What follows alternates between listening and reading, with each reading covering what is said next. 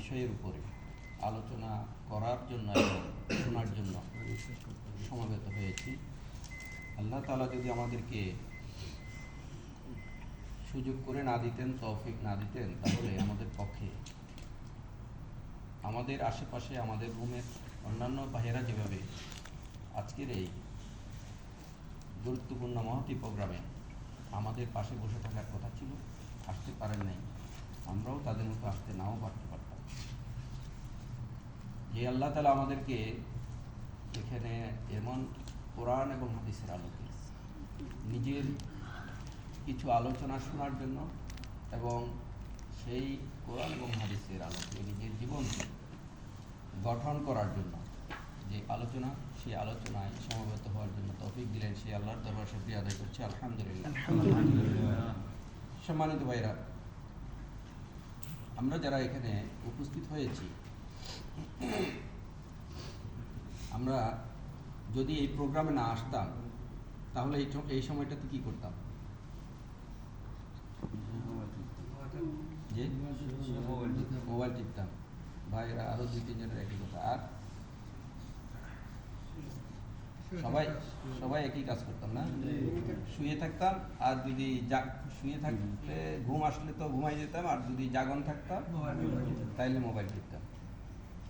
এটা হচ্ছে একটা কমন বিষয়। অথবা রমজান উপলক্ষে আমরা অনেকেই কোরআন খতমের জন্য চেষ্টা করতেছিলাম, বসে বসে এই ছুটির দিনটাতে কোরআন তেলাওয়াত করতাম।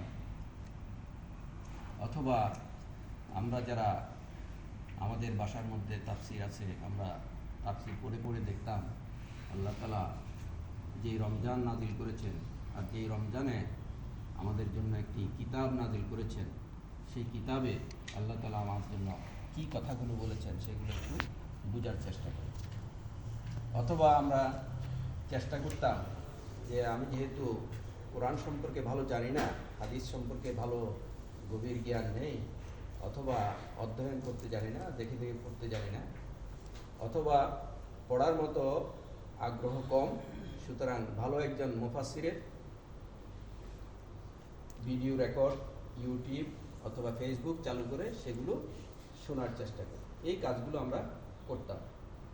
তবে শেষের যে দিকগুলো আমি বললাম, কোরআন তেলাওয়াত করতাম, অর্থসহ তাফসির পড়তাম, অথবা কোনো মুফাসসিরের ভালো সুললিত কণ্ঠের তাফসির শুনতাম। এই কাজগুলো আমরা আসলে খুবই কমই করতাম। এই কথাটা আমাদের প্রথম আওয়াজের মধ্যে বেরিয়ে আসছে, তাই না? তাহলে আমরা কি কাজটা করতাম? 1 নাম্বার কাজ করতাম হলো, আমরা জুমার নামাজের পরে বাসায় গিয়ে একটু বিশ্রাম নিতাম, ঘুমাতাম। আর 2 নাম্বার হলো মোবাইল নিয়ে ফেসবুক অথবা দেশে কথা বলতাম। এই সময়টাতেই আমাদের মূলত সময়টা ব্যয় হতো বেশি। সম্মানিত ভাইরা, এই যে আল্লাহ তাআলা আমাদেরকে গুরুত্বপূর্ণ যে সময়গুলো দিলেন, এই সময় অত্যন্ত সংক্ষিপ্ত।